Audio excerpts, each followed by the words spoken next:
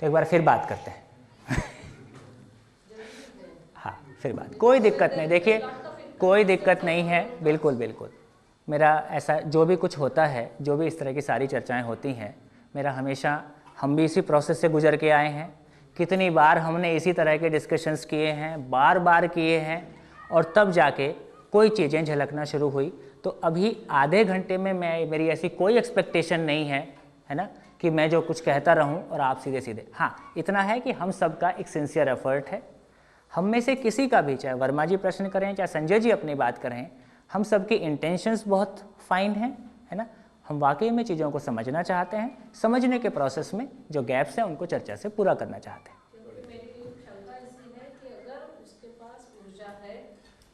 उसके पास नहीं है, वो स्वयं में ऊर्जा है। पास वाला कहने से फिर दो हो जाता है, वही बस। ठीक है, क्वेश्चन एकदम जेन्युइन है। फिर से एक बार,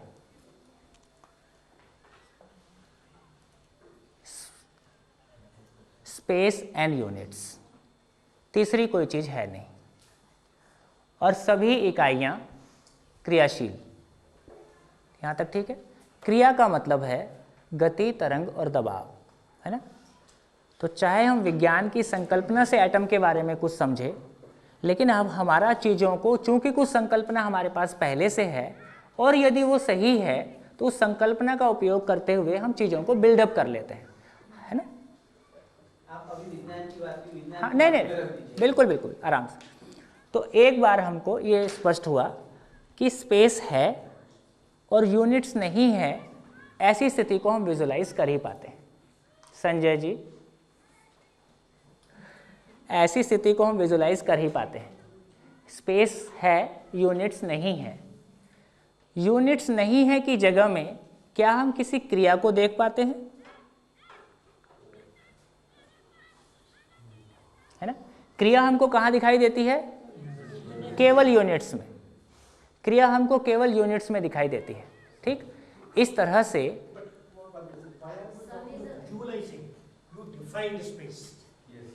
There is no question of visualizing. There is a unit which we feel. yes. There is other than unit. Each space is defined. हाँ, So now you can't visualize it because we are only visualizing with a unit. आपके और हमारे बीच में, बिल्कुल simple बात, आपके और हमारे बीच में क्या चीज़ है? That is what is creating the problem in discussion. It is only an intuitive reasoning, but that is not what you define. Do you define space is what is between us? हाँ, No. वही It is not. There are many molecules in between. वही आराम से आराम से बात हो सकती है। Yes, molecules. You cannot visualize a space without a molecule. our basic contention which you are having, we have kept aside. Yes. So in between you and me there are molecules. एक minute, molecules को हम निकाल सकते हैं, जैसे हमारे और आपके बीच में से। Mentally, yes. मेंटली नहीं, फिजिकली। No. No. अरे किसी भी There एक cannot be minute, a space which is without molecules in the universe. That is what science is. If you are doing the science. किसी भी, Can I give an example from some basic mathematics? I'll just give a basic example from basic mathematics. Suppose I've got a system of number line. System of Number line. Number, This infinitely many numbers. You pick up two numbers. There is a distance between the two. Can you say there is no number between the two numbers?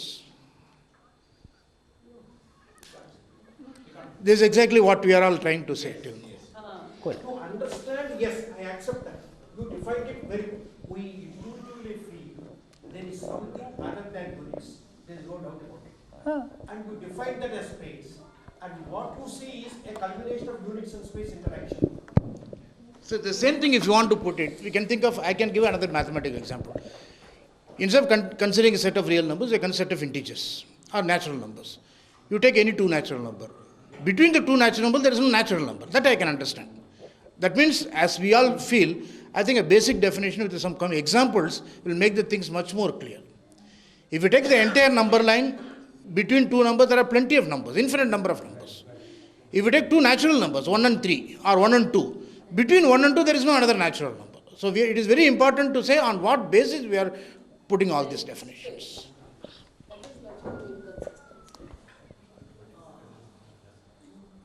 चाहे अपन natural numbers की बात करें, है ना, चाहे कुल मिला के हम ये कह रहे हैं कि भाई यूनिट्स हैं। एक तो हमको बहुत क्लियरली ये हमारी एक्सेप्टेंस में है कि किन्हीं भी दो प्लैनेट्स के बीच की जो स्पेस है वहाँ तो हम कह रहे हैं कि यूनिट्स नहीं है और स्पेस है, और इस किसी भी एक प्लैनेट का घूमना, है ना, वो स्पेस में ही है ना, it is in the space. ये प्लैनेट कहाँ पे है? स्पेस में है। Once you say something is infinite, हाँ। like space is infinite, you say, of course, then you can't understand it. ऐसा कैसे? It can only be defined. You think once you say it is infinite, how can I understand? What you are telling is, other than units, there is an existence. Yes, that we understand. And define it. And that is the end of it. But in reality, when you go on seeing in the world, you will not get pure space. You will not get pure unit. Just as you said, in between two units there is space. In the space also there is some unit or other. It is so intermingled that you can only define them in purest terms to understand. But you can't, उसका सोच नहीं सकता है. It doesn't exist. No problem, no problem. Another thing what I want to say, even if you say in between two units, say for example in between two planets, there is no unit. There are forces, 6 forces. So how about those 6 forces? Are we consider these 6 forces as unit or not? Because they are having dimensions. Although it is not a physical unit, they are having dimensions. आप unit शब्द का उपयोग ही मत करिए, पदार्थ और space दो चीजें, तो स्पेस में कोई पदार्थ नहीं है भाई।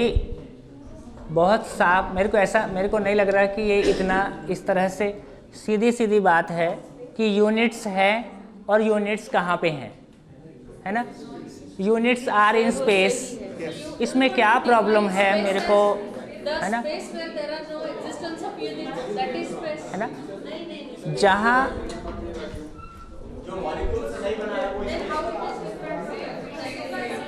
Please at a time one. हाँ What we should do now? हाँ Suppose we list the axioms on which you are functioning. So whatever we define or do, if it falls in those axioms, I think that would clear all our ambiguities. Axiom in the sense, Axiom means it. Ah. Axiom is what we consider that is new one, which is not well established. And any system falling fully within that axiom, fine. We can take it as a new structure and pursue with that. Axiom, not assume. Axiom. A-X-I-O-M. Axiom. And in the entire system, the moment we accept one axiom, there will be no violation subsequently. There will be no violation of the axiom. Any system following all the axioms will be given a branded as a particular structure. I think that kind of a logical approach might make the things much more clearer to us. There seems to be some inconsistency. Here space is something which is not matter.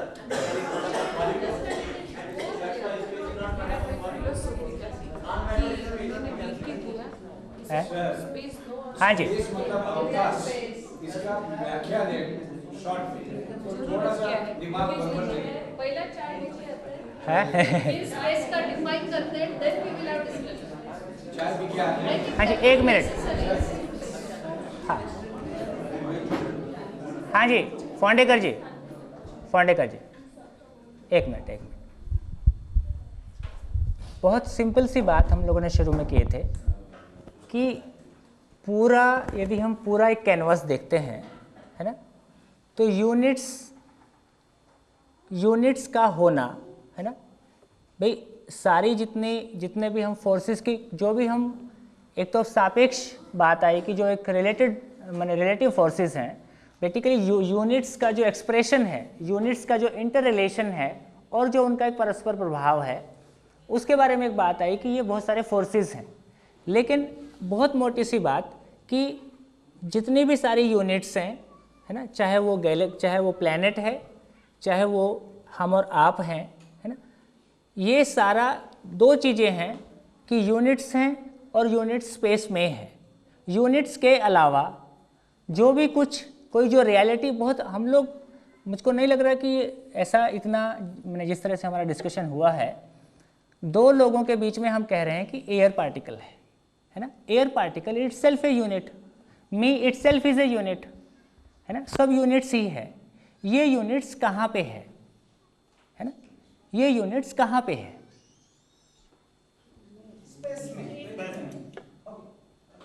मेरी तरफ से definition इतना ही है ना। Once you are featurizing the word space, there the problem arises.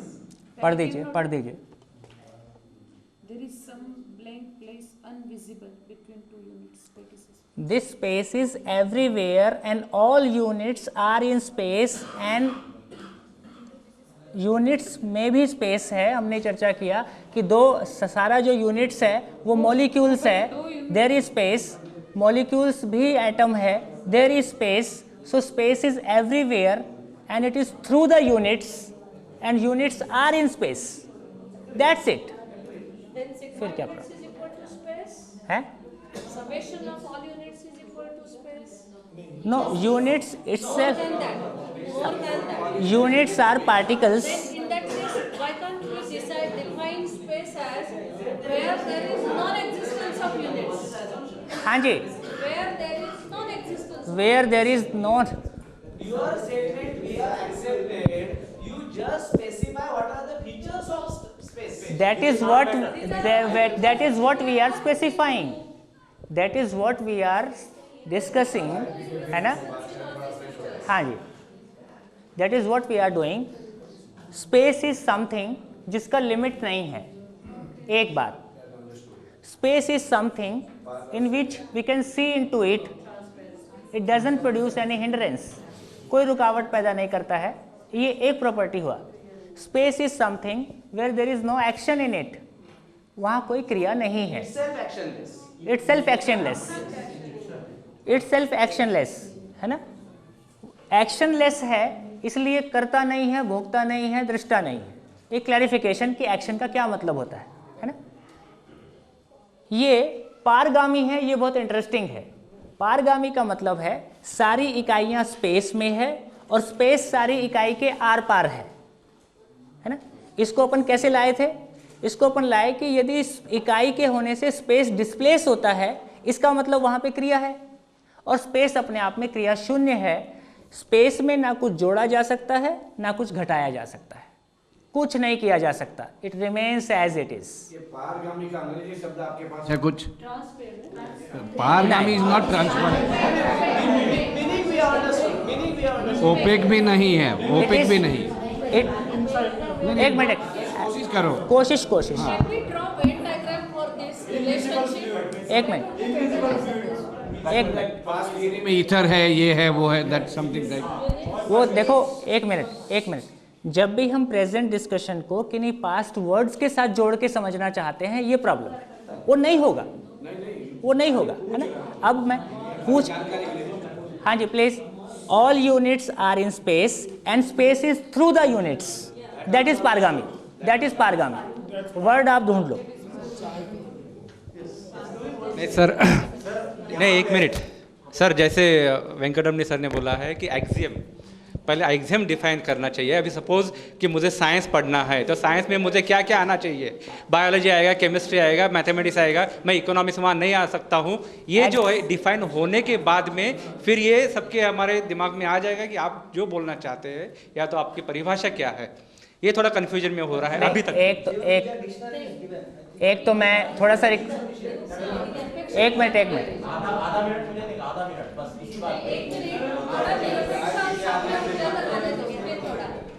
हाँ जी please, हाँ जी बताइए। वो तीनों शब्द जरा पूरा कीजिए। निरपेक्ष ऊर्जा, साम्य ऊर्जा, तो थोड़ा कुछ उसमें। हाँ, मेरे को ऐसा लगता है कि शायद अपन ठीक चल पा रहे हैं, कोई दिक्कत नहीं है, ऐसे ही कन्वे होगा, कोई दिक्कत नहीं।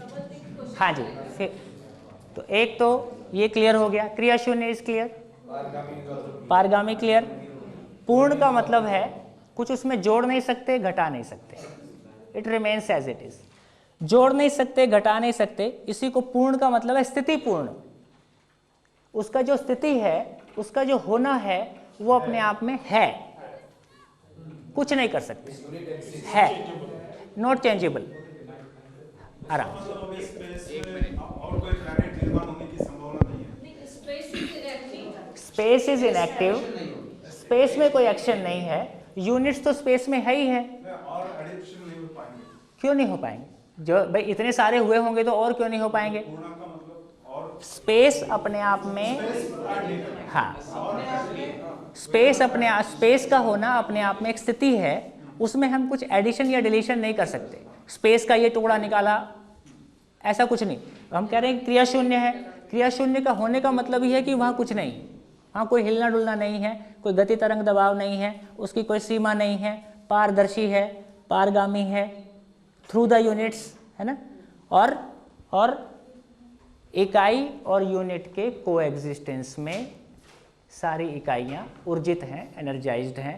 सो we come to a conclusion that space itself is in the form of energy, है ना, जबकि खुद में उसमें कोई क्रियाशीलता नहीं है। See, just ठीक है, अब एक मिनट। अब फाइनल क्वेश्चन ये फाइनल जो बात कहीं हमारी अटकती है, जो वैदेही मैडम बोल रही हैं कि स्वयं में क्रिया शून्य होने के बावजूद वो क्रिया का ऊर्जा कैसे है ना, इतनी बात हमारी। ये सब कहाँ से आ रहा है? क्योंकि अभी तक हमारा ऊर्जा से जो हमारा स्वीकृति है ना, कंडीशनिंग है कि ऊर्जा का मतलब ही क्रिया है। तो ये कह रहे हैं कि ये ऑल टुगेदर जिस ऊर्जा के बारे में अभी तक हमने सुना है, पढ़ा है, ये वो ऊर्जा नहीं है ना। ये जैसा है, ये जैसी रियलिटी है, उसको वैसा ही हमको देखना होगा। जो बात आपके सामने रखी जा रही है वो फिनोमिना एग्जिस्टेंस में ऐसे ही दिखता है कि नहीं? एक एक करके अपन देख लें। स्पेस में कोई क्रिया दिखती है क्या? नहीं दिखती है। स्पेस में कोई क्रिया दिखता है? नहीं दिखता है। इसलिए कहा भाई क्रिया शून्य है। एक बात पूरा हो गया। एक तो ये बात आ रही थी कि ये चारों अवस्थाएं कुछ एक्सियम की जैसे अपन बात कर रहे थे, तो मैं हो सकता है ये चारों की चारों अवस्थाएं, है ना, स्पेस में है, यूनिट्स हैं और स्पेस है। एक तो बात, इतनी बात आई। तो एक तो यदि एक तो जो कंफ्यूजिंग जगह बन रही है कि ऊर्जा के नाम से हमारा अपना एक पहले से एक रिजर्वेशन है, ऊर्जा के प्रति हमारी अपनी कुछ मान्यताएं हैं। तो एक तो ये कहा कि इसको, ये जो ऊर्जा शब्द आया, एक बार एक एक घटना को मैं एक बार पूरा कर लेता हूँ, है ना, जैसा है उसको आने दीजिए, है ना। और हमारे पास अपना वो अधिकार तो रिजर्व है ही है ना। तो ऐसा कोई मेरा आग्रह नहीं है कि इसको एज इट इज स्वीकार किया जाए। और अभी अनुभव संपन्न व्यक्ति के रूप में बाबा हमारे बीच में मौजूद हैं, अपन बैठ के फिर और बात कर ही सकते हैं, है ना। तो एक तो मेरे को लगता है कि स्पेस दो शब्दों के साथ कुछ एक तो स्पेस के साथ भी हमारे अपने कुछ हो सकता है, स्पेस शब्द के साथ भी कुछ मीनिंग पहले से अटैच है। दूसरा, ऊर्जा शब्द के साथ कुछ मीनिंग पहले से जुड़ा हुआ है। ये दो शब्दों को यूज करके शायद कुछ थोड़ा सा, तो एक बार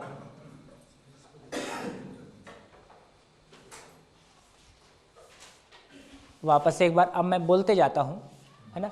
और एग्जिस्टेंस सीधा सीधा बिना किसी दूसरे कोई भी बात को बीच में लाए, आप हैं, समझना हमको आपको ही है, जीना हमको आपको ही है ना। बाकी सारी फिलॉसफीज हमारे समझने में कोई सहायता हो सकती है ना? होने के ऊपर हम लोग चर्चा किए। होने के रूप में हमने देखा कि यूनिट्स हैं, ठीक। एक बात, सारे यूनिट्स, हमने कहा कि यूनिट्स कहाँ पे हैं?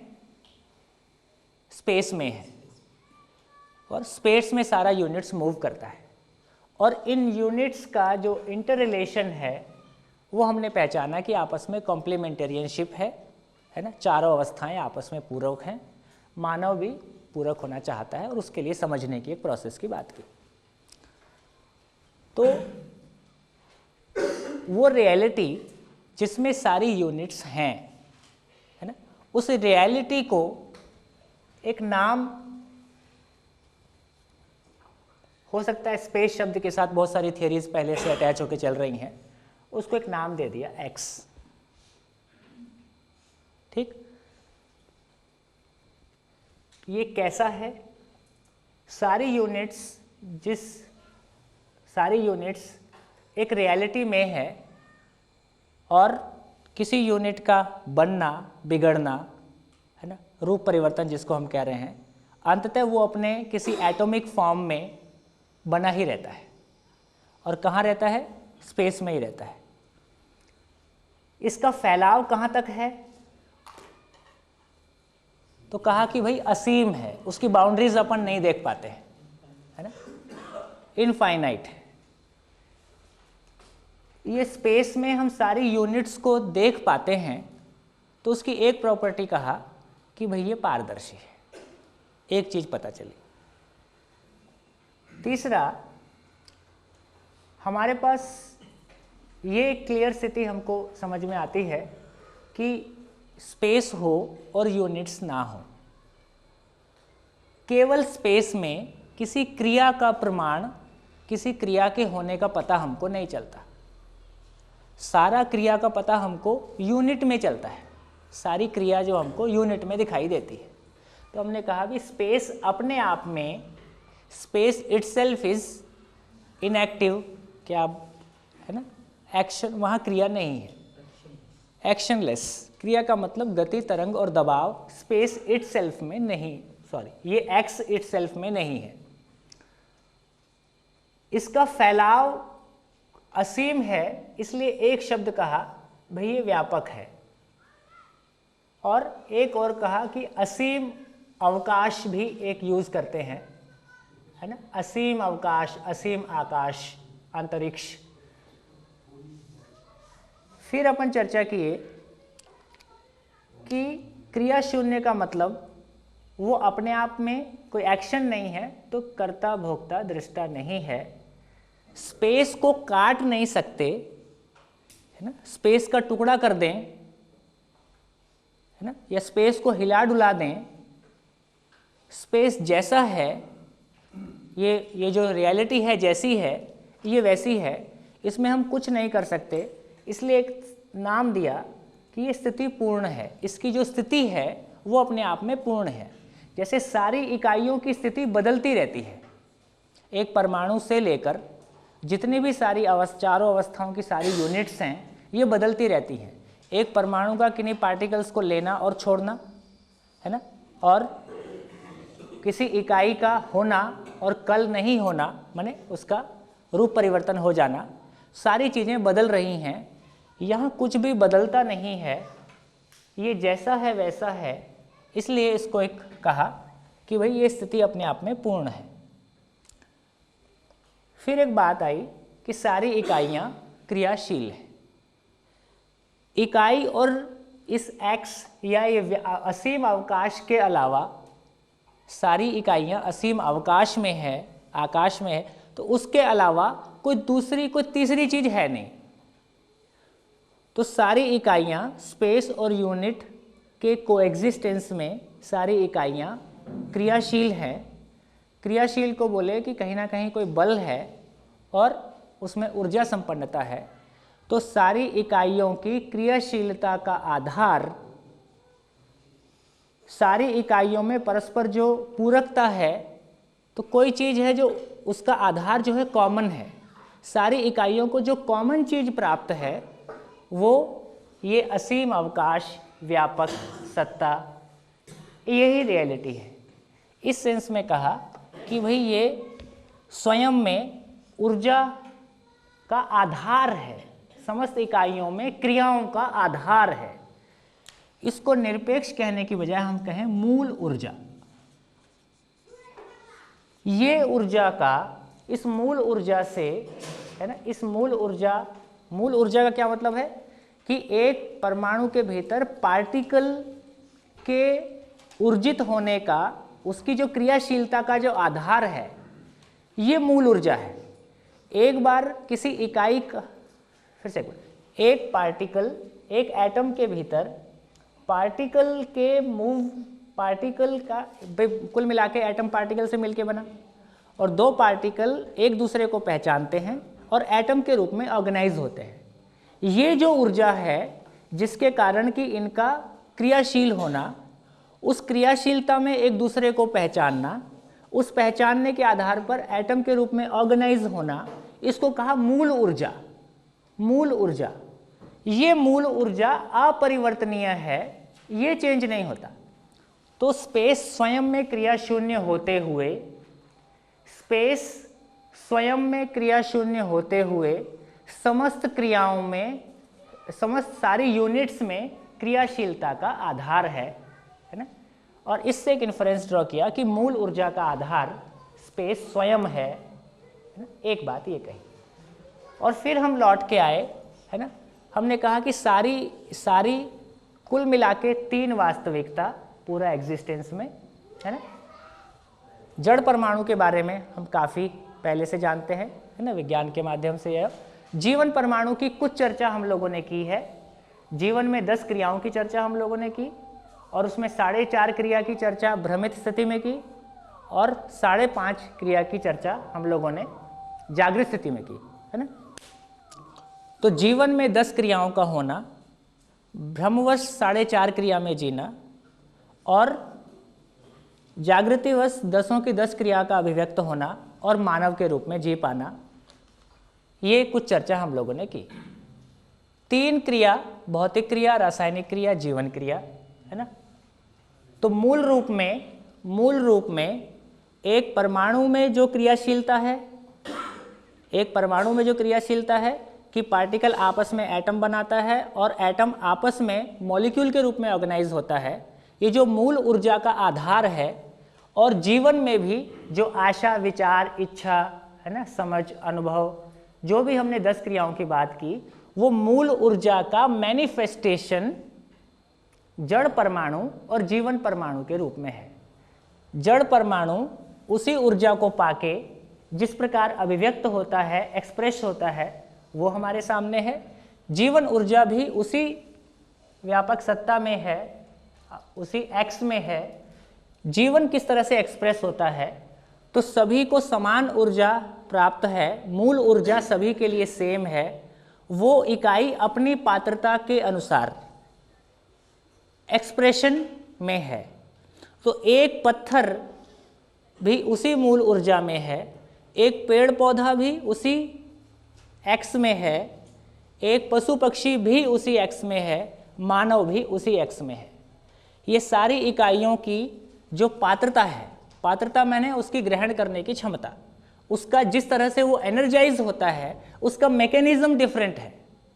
पत्थर एक अलग तरह से एनर्जाइज्ड है ना। पेड़ पौधा कुछ अलग तरह से एनर्जाइज्ड है, जिसमें कि सांस लेने की क्रिया, कोशिका में सांस लेने की क्रिया हमको दिखाई देती है।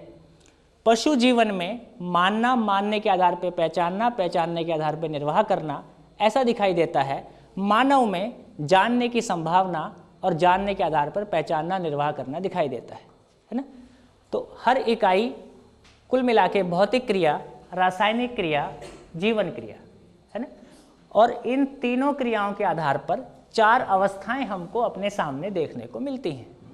इन चारों अवस्थाओं को एक नाम दिया ऐश्वर्य। इस सारे ऐश्वर्य का आधार 3 क्रिया, इन तीनों क्रियाओं का आधार मूल ऊर्जा, इसलिए एक नाम ईश्वर के रूप में हम लोगों ने इस रूप में पहचाना। ठीक, ये एक पार्ट हुआ। अब यहाँ जो क्वेश्चन है जो थोड़ा सा हमको परेशान करता है कि ये एक्स स्वयं में क्रिया शून्य होने के बावजूद भी ऊर्जा कैसे है।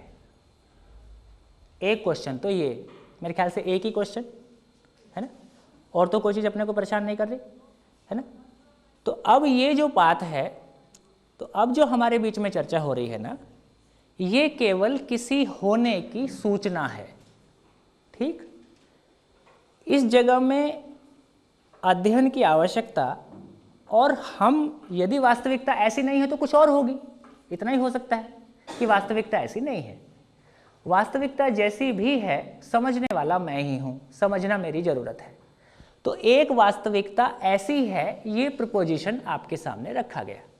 ठीक, इसको जांचना, ये वो चीज़ है जिसका जांचना तुरंत निकल के आ जाएगा, क्योंकि अभी तक ऊर्जा के साथ हमारा जो स्वीकृतियां हैं वो यह है कि ऊर्जा मन है वो तो खुद में क्रियाशील होते हैं।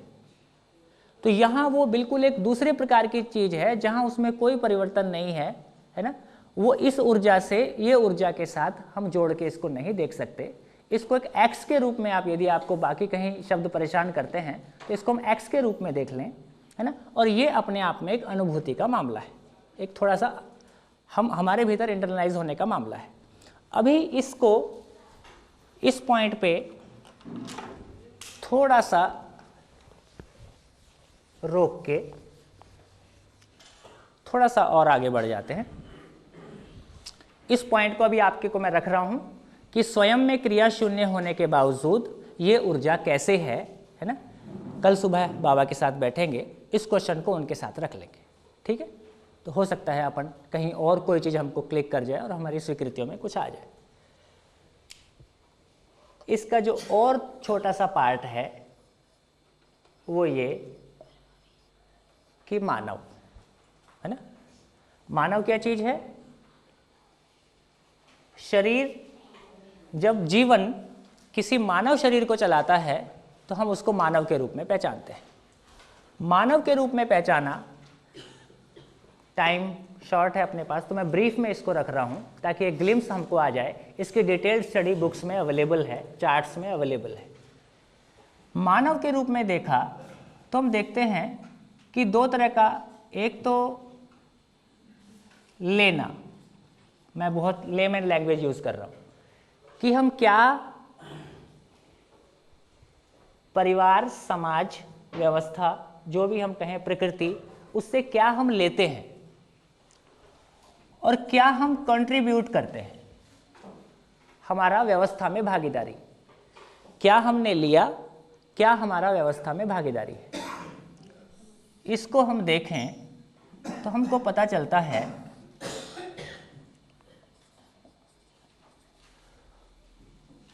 कुछ लोग ऐसे हैं, मैंने एक प्रकार के मानव ऐसे हैं जो अपनी आवश्यकताओं के लिए स्वयं को दीनहीन मानते हैं। I am not able to fulfil my needs so I have to be dependent on someone, है ना। अपनी आवश्यकताओं के लिए किसी दूसरे पे निर्भरता होना और बहुत एक इन्फीरियरिटी कॉम्प्लेक्स के साथ में जीना, है ना। इसको कहें एक प्रकार का मानव। इसका कंट्रीब्यूशन व्यवस्था में क्या है, इस पूरी चेन में इसका कंट्रीब्यूशन क्या है?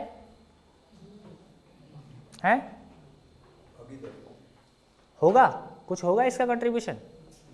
जो खुद अपनी आवश्यकता के लिए अपने आप को इनसफिशिएंट मानता है और किसी तरह दूसरों पर निर्भर होकर अपनी आवश्यकताओं को पूरा करने की कोशिश means that partnership, sometimes I may be short, sometimes the other element may be short. है ना। Because it requires a simultaneous application of several energies or several things with the means, with the physical way that we are looking with the sadhanas of our hands.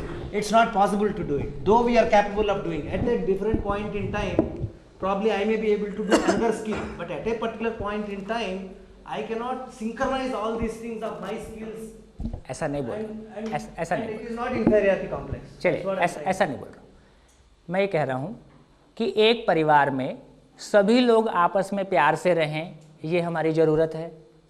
एक परिवार अपनी physical needs के लिए ये महसूस कर सके कि जितनी हमारी ज़रूरतें हैं उससे अधिक उपलब्ध है या पर्याप्त है, सफिशिएंट है, ये हमारी ज़रूरत है ना।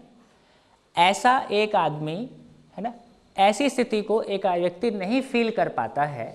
वो अपनी नीड्स के लिए अपने आप को सफिशिएंट फील नहीं कर पाता है ना। जब सफिशिएंट फील नहीं कर पाता है तो अपने आप को कमज़ोर पाता है ना। वो शब्द से आपको परेशानी है तो उसको मत यूज़ करिए, क्योंकि किन्हीं शब्दों से हमारा एक कुछ अलग मीनिंग है। कुल मिला के बहुत मोटे रूप में कहें, व्यवस्था में उसका योगदान, बल्कि कभी कभी अव्यवस्था में योगदान किसी मात्रा में कम ज़्यादा है। कुछ लोग ऐसे हैं जो अपनी आवश्यकता के लिए, आवश्यकताएं उनकी और ज़्यादा हैं, बहुत सारा चाहिए, और वो अपनी आवश्यकता को मैनिपुलेट करके पूरा करते हैं, है ना। वो बल से हो सकता है, फिजिकली, है ना, कलम से हो सकता है, वाइट कॉलर क्राइम, या और जो भी कुछ हो सकता है। तो बेसिकली इसका व्यवस्था में योगदान, बल्कि व्यवस्था में, अव्यवस्था में योगदान भरपूर है ना। ठीक, कुछ लोग ऐसे भी हो सकते हैं जो अपनी आवश्यकताओं के लिए अपने आप को सफिशिएंट फील करते हैं, है ना। आपस में, परिवार में स्नेहपूर्वक कैसे जीना, समाधान पूर्वक कैसे जीना, समृद्धि पूर्वक कैसे जीना, और परिवार में ऐसा जी पाते हैं, तो एक इनका योगदान परिवार के ढंग से कम प्रमाणित हुआ। कुछ लोग अपनी आवश्यकताओं को पूरा करते हुए, है ना, मानवीय व्यवस्था जिसको अपन कह रहे हैं, the right education system and all systems, है ना, वो उसमें कंट्रीब्यूट कर पाते हैं। तो व्यवस्था में इनका योगदान, इनका कंट्रीब्यूशन और ज़्यादा, है ना। कुछ लोग, इनकी नीड्स, जैसे ही ये पार्ट बढ़ते जाता है तो नीड्स आदमी की स्वयं स्फूर्त और कम होती जाती है, नीड्स और कम होती है, और सार्वभौम व्यवस्था, यूनिवर्सल ऑर्डर में इनका कंट्रीब्यूशन और ज़्यादा हो जाता है ना। एक बहुत जनरलाइज्ड कमेंट, है ना, इस तरह से मानव का फैलाव।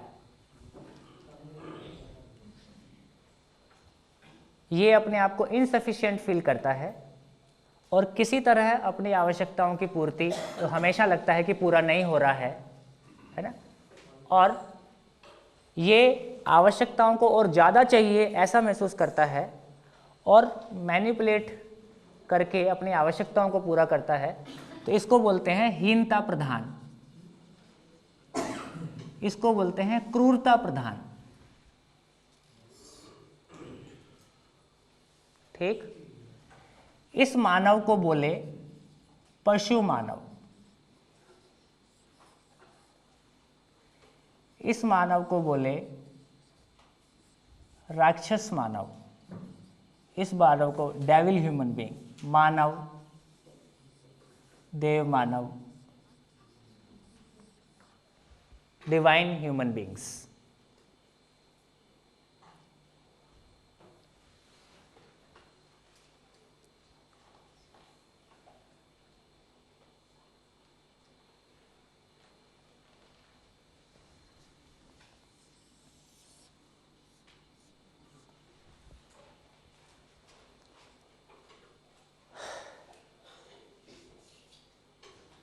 ऐसी अभी भी हमारी स्वीकृतियाँ है ना।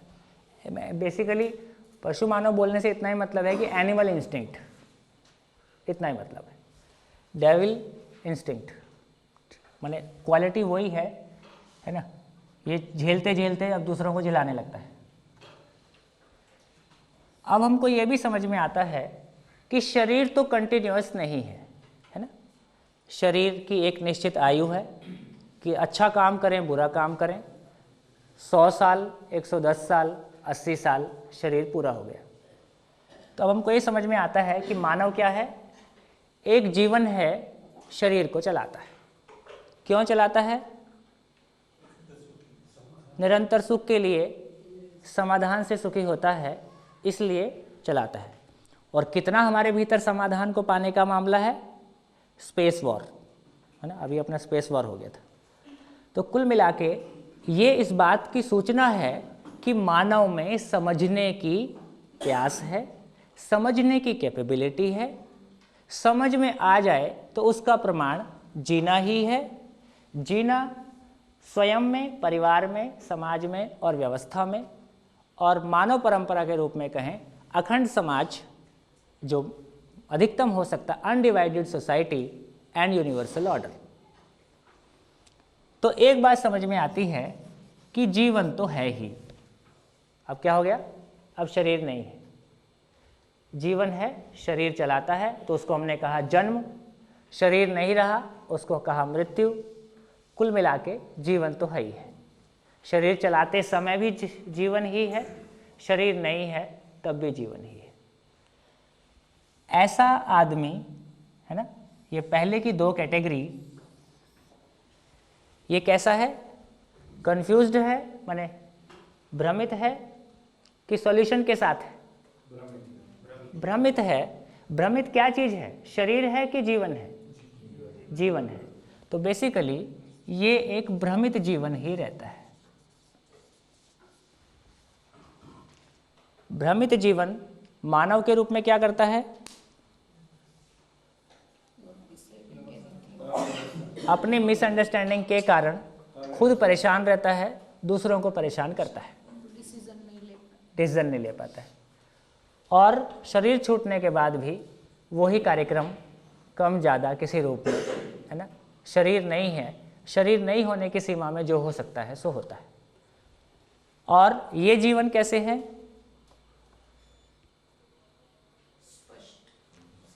है ना?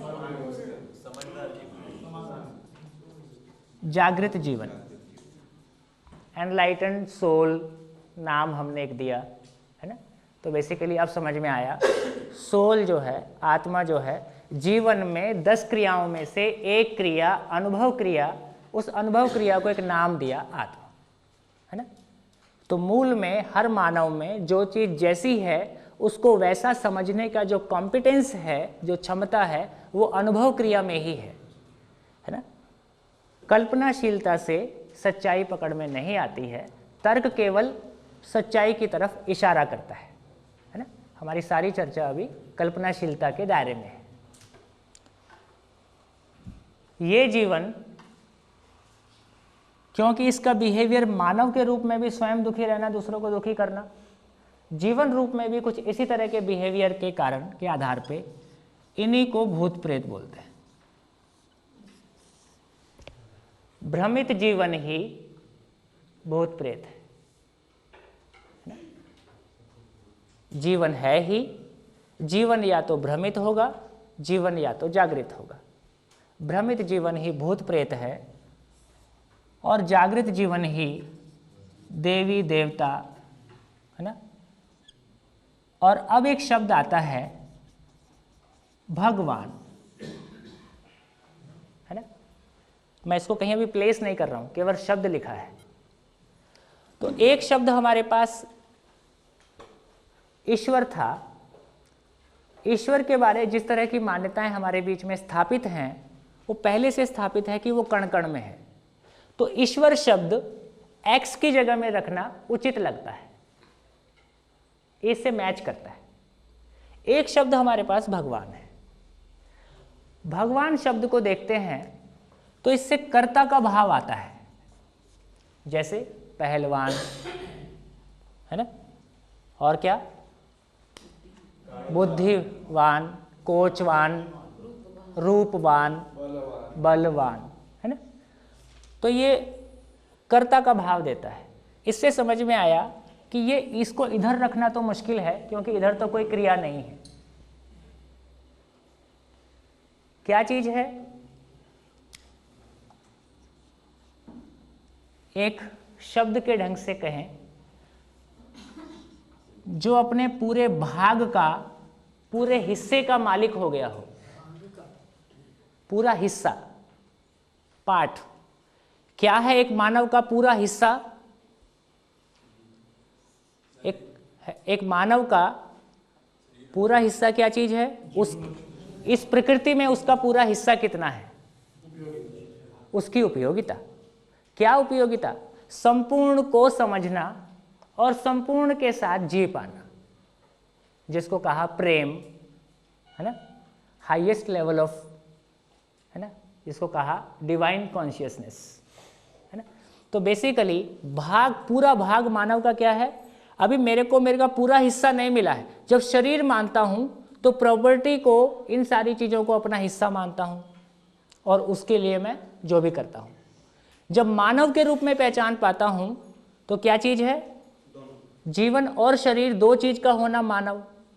शरीर की आवश्यकता रोटी कपड़ा और मकान, और मेरी आवश्यकता समाधान, है ना? और अक्षय बल शक्ति से संपन्न हूं, इसलिए संपूर्ण को समझने से कम में तृप्त नहीं होता हूं, जब तक मैं मेरे पूरे पोटेंशियल को इन्वेस्ट करके, है ना, तो अपने संपूर्ण अपनी असीम क्षमता को, समझने की क्षमता को इन्वेस्ट करता हूँ, तो कितना समझ के चुप होऊंगा या कितना समझने से मेरी तृप्ति होगी? संपूर्ण को समझना। तो ऐसे मानव जिन्होंने संपूर्ण को समझकर संपूर्ण जीने की जगह में, तो ऐसे को हम यहाँ रख सकते हैं, दिव्य मानव। तो बेसिकली दिव्यता की जगह में हम इसको रख सकते हैं। तो एक ईश्वर शब्द को यहाँ रखना, उसका जो भी उसके साथ जो हमारा स्वीकृतियाँ हैं शब्दों मीनिंग का, वो इधर रखना ठीक लगता है। अब यहाँ पे ये करता है, मानव ही करता है, मूल में जीवन ही करता है, यही भोगता है, यही समझने वाला है। तो संपूर्ण को समझने का, जिसको हमने कहा सर्वज्ञ, संपूर्ण को समझने की जो ताकत है वो किसके पास है? मानव के पास। तो मानव ही सर्वज्ञ हो सकता है, होना तो चाहता ही है ना। तो मानव ही संपूर्ण को समझने वाला है, मानव में ही कर्ता पद है ना, और मानव ही उसको भोगता है। तो इस सेंस में यहाँ इस शब्द को रखना ज़्यादा एप्रोप्रिएट लगता है ना। तो ये एक बात हो गई। अब ये पूरा कैनवस हमारे सामने है ना। इसमें से एक बात होने के लिए कि मनुष्य का जो लक्ष्य है वो भगवान बनना है। हाँ, इसमें से जो बात निकली, भगवान का अर्थ समझ के भगवान बनना है, वही। इसमें से अब जो एक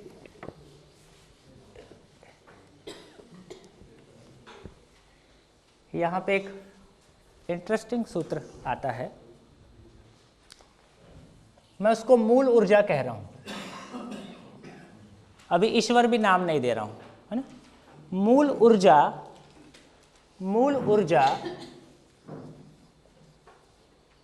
अनुभव काल में आनंद के रूप में प्राप्त है। अब ये अपने से कनेक्ट हो रहा है। मूल ऊर्जा का मैनिफेस्टेशन अनुभव काल में आनंद के रूप में है।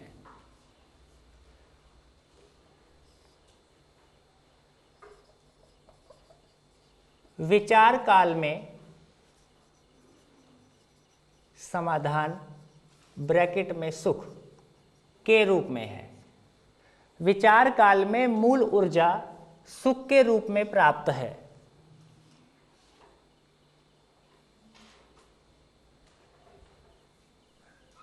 और आचरण काल में न्याय के रूप में प्राप्त है।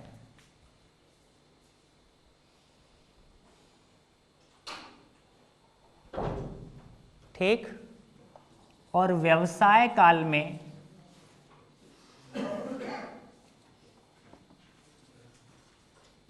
नियम के रूप में प्राप्त है।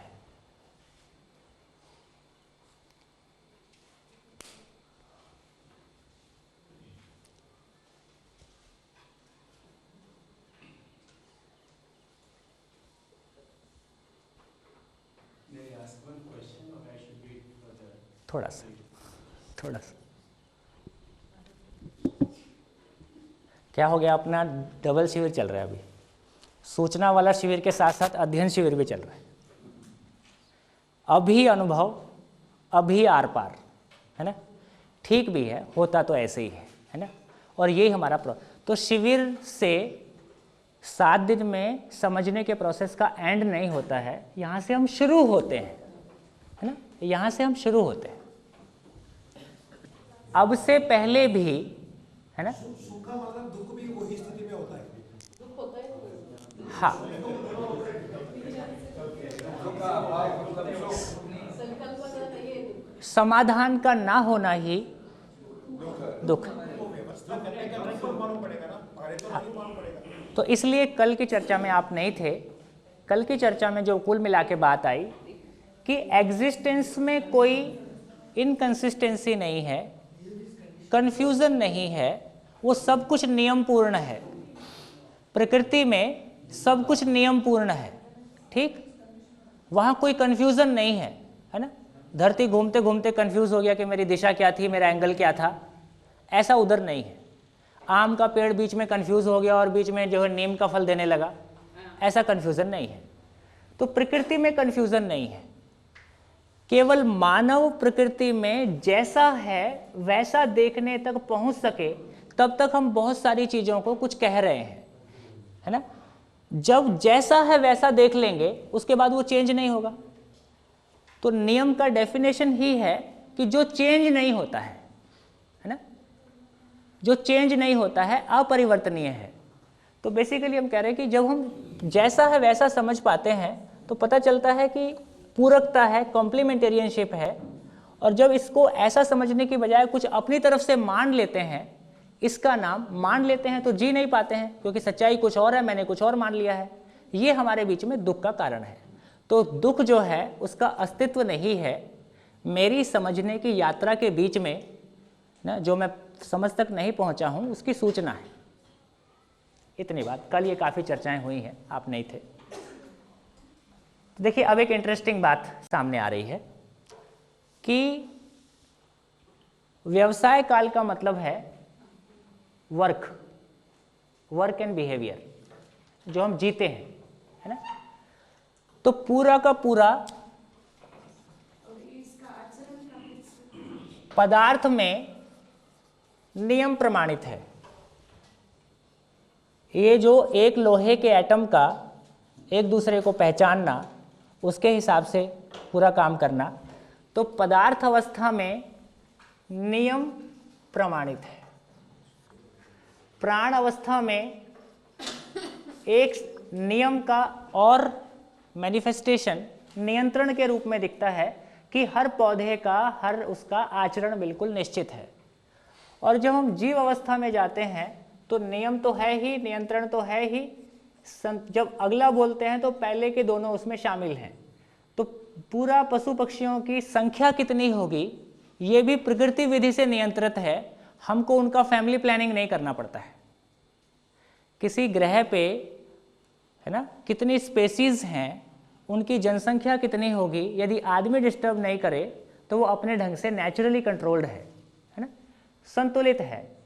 तो पदार्थ अवस्था में नियम प्रमाणित है, प्राण अवस्था में नियंत्रण प्रमाणित है, जीव अवस्था में संतुलन प्रमाणित है, मानव में, परिवार में न्याय प्रमाणित है ना, और व्यवस्था के अर्थ में धर्म प्रमाणित है, एंड एज ए होल सत्य प्रमाणित है।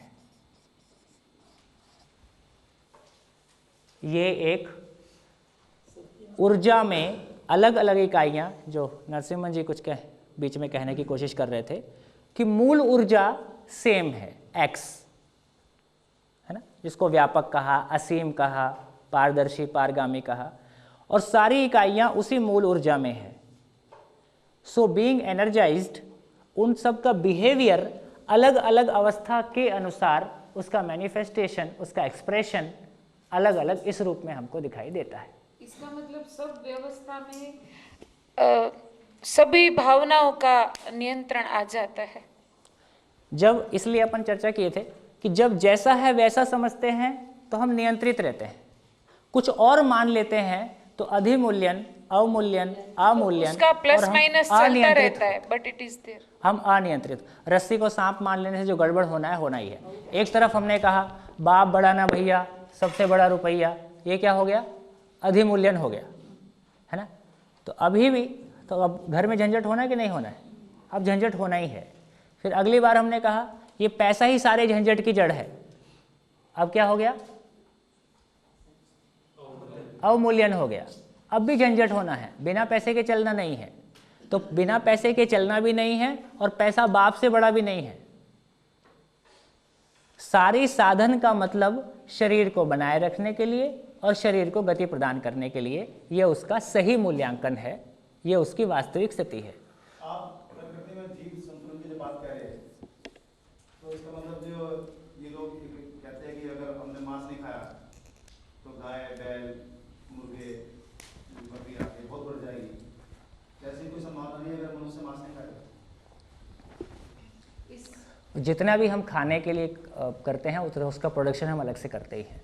तो मेरे को लगता है अभी मूल थ्योरी आ जाए, एक बार इसका बेस रख दिया, ये सब अध्ययन के फिर बहुत सारे बिंदु निकलेंगे। सर मानव और समाज में क्या प्रमाणित है वो शायद मिसिंग है यहाँ पे। मानव और मानव में 3 चीज, न्याय, मानव और मानव के बीच में न्याय प्रमाणित समझने के आधार पर, जी जी जी, और व्यवस्था के अर्थ में धर्म प्रमाणित जी, और संपूर्ण के अर्थ में सत्य प्रमाणित, को एग्जिस्टेंस, सह अस्तित्व प्रमाणित होता है ना। जैसे परिवार में न्याय लिखा है, समाज में धर्म होगा। एंड सार्वभौम व्यवस्था as a whole, undivided society and universal order, इसका मतलब सह अस्तित्व प्रमाणित हो गया, है ना। फाइनली क्या हो गया, हर इकाई स्वयं में व्यवस्था है, समग्र व्यवस्था में भागीदार है, मानव भी समझने के आधार पर तीनों अवस्थाओं के साथ अपनी भागीदारी कर पाता है, और undivided society and universal order is the ultimate outcome. ठीक, अब पूरी फिलॉसफी को, पूरी इस सारा एग्जिस्टेंस की समझ को 5 सेंटेंस में कहा। जब पहली बार आदरणीय बाबा जी को अनुभव हुआ तो उन्होंने अपनी पूरी बात को 5 लाइन में कहा, है ना। तो वो 5 लाइन देने से काफ़ी ब्रीफ हो जाए। अब ये ब्रीफ होते जाएगा। क्या, एक तो उन्होंने कहा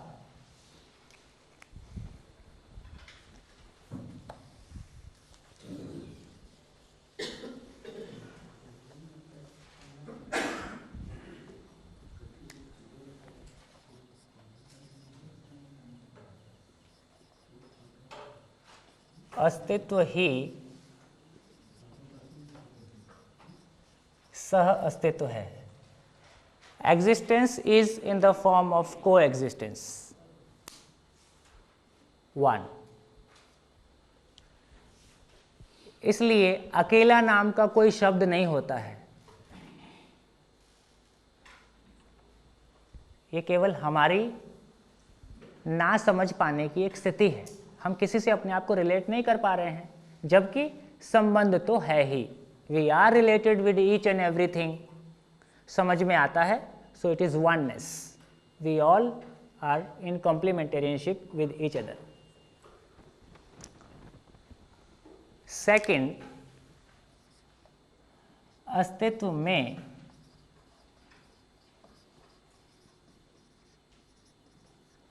विकास क्रम है। There is a continuous process of evolution. Continuous process of evolution. क्या है विकास क्रम? पार्टिकल का मूल ऊर्जा से ऊर्जित होना, एटम के रूप में ऑर्गेनाइज होना, still they are in energy. तो मॉलिक्यूल के, तो क्या कहा कि मूल ऊर्जा अपने आप में स्थिति पूर्ण है, पूर्ण में किसी इकाई के सबमर्ज्ड होने से उसका व्यवस्था की ओर प्रवृत्ति का होना। यह प्रवृत्ति हर इकाई में दिखाई देती है। प्रवृत्ति, टेंडेंसी हर इकाई में दिखाई देती है। एक पार्टिकल दूसरे पार्टिकल के साथ मिलकर एटम के रूप में ऑर्गेनाइज होना, 2 एटम का मॉलिक्यूल के रूप में ऑर्गेनाइज होना, उनका किसी मिट्टी, पत्थर, मणि, धातु के रूप में ऑर्गेनाइज होना, और उसके बाद किसी मॉलिक्यूल के साथ एक निश्चित टेम्परेचर, प्रेशर एंड ह्यूमिडिटी के साथ किसी रासायनिक क्रिया का होना, उसके बाद कोशिकाओं का बनना, कोशिकाओं का plant kingdom, animal kingdom and human body के रूप में होना। तो ये जो यहाँ तक का सारा मामला है, सॉरी,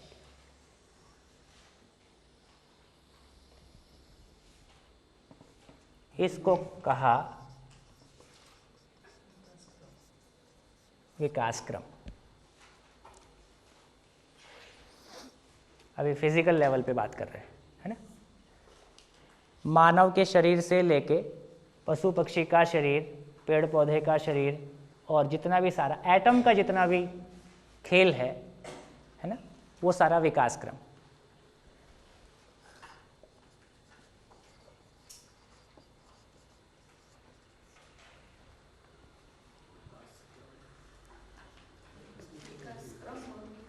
विकास, आ रहा हूँ ना, धीरे धीरे आ रहा हूँ। विकास क्रम है, विकास है, यहाँ बिल्कुल विकास का एक डिफरेंट मीनिंग है, एकदम डिफरेंट, है ना। अस्तित्व में विकास है, विकास क्रम शब्द अपना इवोल्यूशन से मिलता है, लेकिन विकास शब्द एकदम डिफरेंट है। विकास का मीनिंग क्या है? अस्तित्व में विकास है। विकास का मतलब है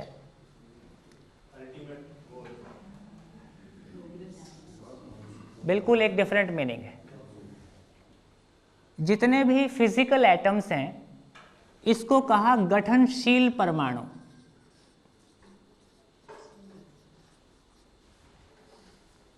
because they are structurally changing, है ना। उनका जो गठन है, उनका जो स्ट्रक्चर है, वो बदलते रहता है। सो दे आर चेंजिंग। शील मीन्स परिवर्तनशील, उनका गठन बदलते रहता है, परिवर्तनशील है, इसलिए इसको कहा गठनशील परमाणु। जो चैतन्य इकाई है, इसको कहा गठनपूर्ण परमाणु।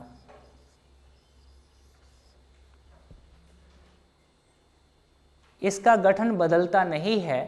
परमाणु शब्द से पुराने वाले किसी उसको अभी ना जोड़िएगा, क्योंकि जब भी इधर जोड़ने जाते हैं तो बहुत मुश्किल होना शुरू हो जाता है ना। अभी उसको बीच में मत लाइएगा। चूंकि शिविर में हमारा समय काफ़ी कम रहा, तो मैंने इसको रखा नहीं, है ना। रख दूं, क्योंकि इसके बिना जो ये जो मन में विचार अटकता है कि इसको गठनशील परमाणु कैसे कह दिया, तो मूल में हम देखें कि पार्टिकल्स का होना, एनर्जाइज्ड होना और व्यवस्था में होने की प्रवृत्ति का होना, इस सेंस में डिफरेंट एटम्स का बनना, and continuously they are in same मूल ऊर्जा, सो इवोल्यूशन। और एक बात अपने को और पता है कि चाहे गोल्ड का एटम है, चाहे आयरन का एटम है, उसमें जो पार्टिकल्स हैं वो सेम है ना।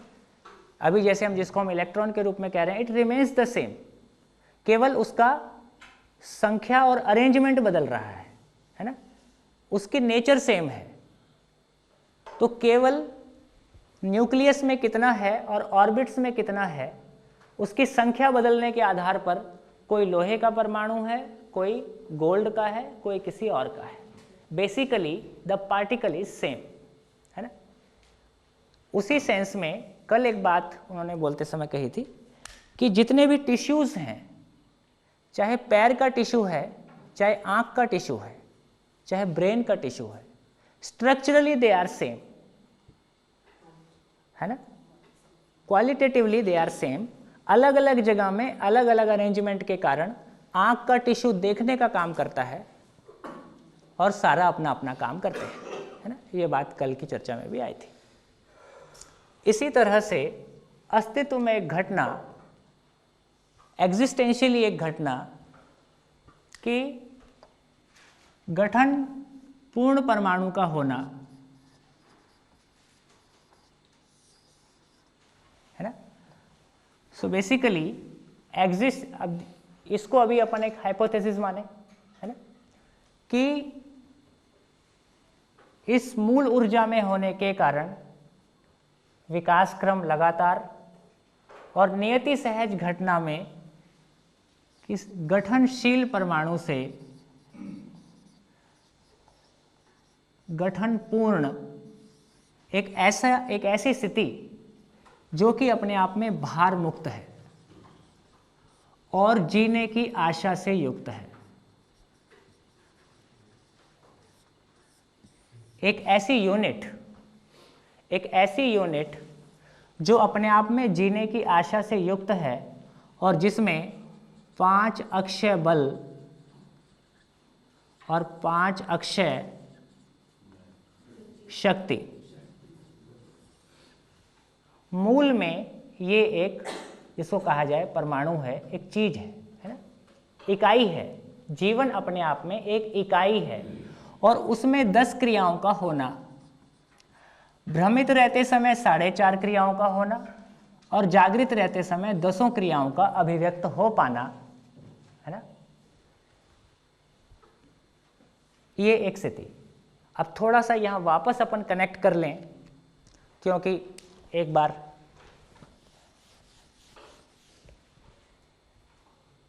ये शरीर को कैसे चलाता है ना, एक बार आपके सामने ब्रीफ में रख देता हूँ। नहीं, आदमी है, आदमी जैसा नहीं लगता है, मानव शरीर है ना। जीवन किसी शरीर को, ये सब मेरा देखा हुआ नहीं है ना, ये मेरे पास सूचनाएं हैं, जो जिन्होंने देखा है उन्होंने जैसा एक्सप्लेन किया है, ये मैं आपके सामने वैसा एक्सप्लेन कर रहा हूँ, आपकी उस जिज्ञासा की तृप्ति के लिए कि ये चेंज, कोई चीज़ मिसिंग है ऐसा ना लगे। आपका आगे मन होगा तो अध्ययन कर लेना, है ना। हॉरिजेंटली एंड वर्टिकली जीवन शरीर की हर प्राण कोशिका से गुजरता है। इस तरह से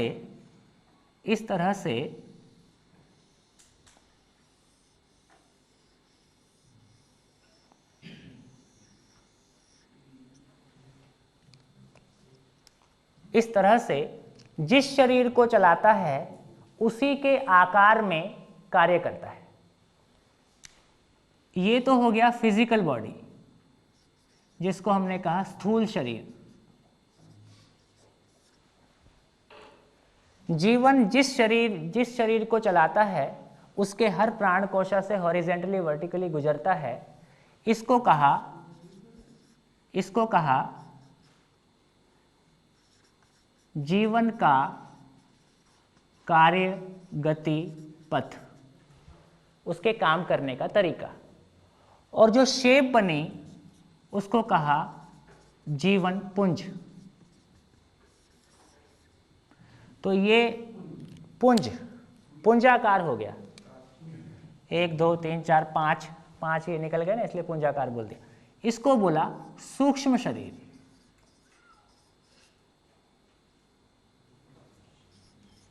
जिसको हम बोलते हैं बोलचाल की भाषा में जीवन, है ना।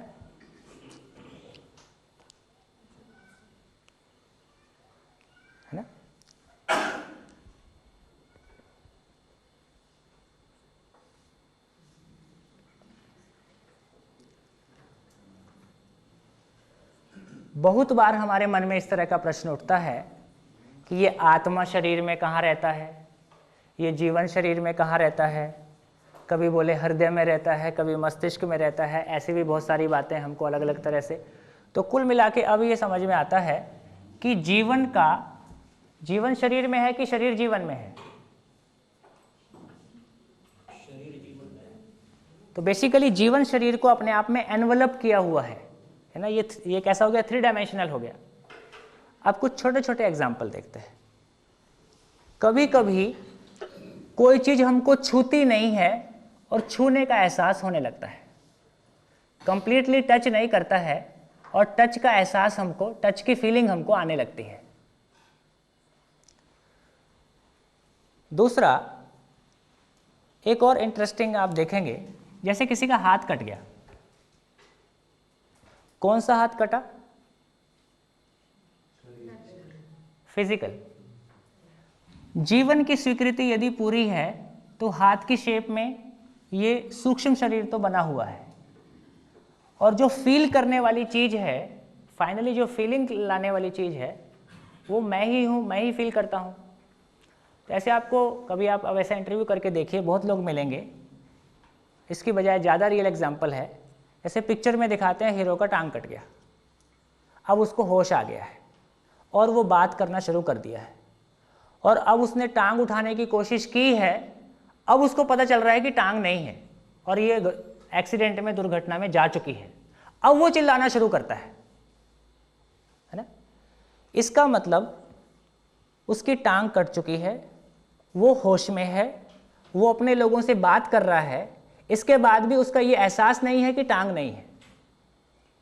उसके पास एहसास यही है कि टांग कंप्लीट है। क्यों कंप्लीट है? क्योंकि ये शरीर फिजिकल वाला कटा है, जीवन तो नहीं कटा है, वो तो कटता नहीं है, वो तो फिजिकल चीज नहीं है। तो पूरा का पूरा एहसास आते रहता है, पूरे होने का एहसास आते रहता है। एक और छोटी सी बात, जैसे ड्राइवर जीप में बैठा है, जीप को पीछे से छुओ तो क्या ड्राइवर को पता चलता है? नहीं चलता है, क्योंकि ड्राइवर केवल सीट पे बैठा है और बाकी हिस्सा केवल फिजिकल है। जीवन जिस तरह से शरीर को चलाता है, ये पूरे शरीर को एनवलप किया हुआ है, हर प्राण कोशा से गुजरता है। इसलिए बिना हाथ लगाए इवन आप महसूस कीजिए, पिन पॉइंटेडली शरीर के किसी भी हिस्से को आप पिन पॉइंटेडली फील कर पाते हैं, किसी भी हिस्से को। तो पूरा शरीर जीवंत बना हुआ है, पूरा का पूरा शरीर जीवंत बना हुआ है। एक और छोटा सा एक्सपीरियंस, कभी ऊंचाई से नीचे आने वाला एक्सपीरियंस, जैसे दिल्ली में आपका बॉम्बे में एक्सेल वर्ल्ड है, उसमें कोई झूला ऐसा होगा जिसमें तेजी से ऊपर से नीचे आते हैं। जब तेजी से ऊपर से नीचे आते हैं तो कहाँ फीलिंग आती है, कैसी आती है? किस हिस्से में फीलिंग आती है शरीर के? इंटेंस फीलिंग कहाँ पे आती है? स्टमक। सबका एक्सपीरियंस सेम रहता है ना। ऐसा लगता है यहाँ से कुछ निकल रहा है ना, और आप उसको पकड़ते हो। ये क्या चीज़ है? और यदि वही आदमी रोज उसी झूले में बैठेगा, फिर इस तरह का फीलिंग बहुत नहीं है ना। तो बेसिकली क्या चीज़ है, क्या फिनोमिना है? शरीर का ऊपर से नीचे गिरने पे कौन सा नियम लागू होगा? ग्रेविटेशन। ठीक, शरीर का ऊपर से नीचे गिरने में ग्रेविटेशन उसको गिरता है तो एक नेचुरल लॉ के तहत गिरता है। और जीवन का ऊपर से नीचे गिरने में कौन सा नियम लागू होगा? जीवन का ऊपर से नीचे गिरने में कौन सा नियम लागू होगा? शरीर के साथ रहने का। शरीर के साथ रहने का। उसकी स्वीकृति है कि इसके साथ में मैं हूं, है ना। जिस दिन स्वीकृति नहीं है, ले जाके पटरी पे रख ही देता है, दो टुकड़ा हो ही जाता है। ठीक, तो जीवन की केवल स्वीकृति है, इस आधार पे वो शरीर के साथ है।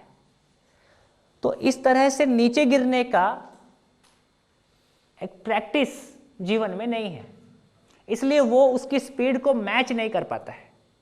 तो एक इम्बैलेंस जीवन और शरीर के बीच, है ना, जो कि पूरे का पूरा जो हमको फीलिंग है, वो पूरा का पूरा इम्बैलेंस हुआ है ना। उसी को प्रैक्टिस कर लेता है ना, तो वो नहीं आता है।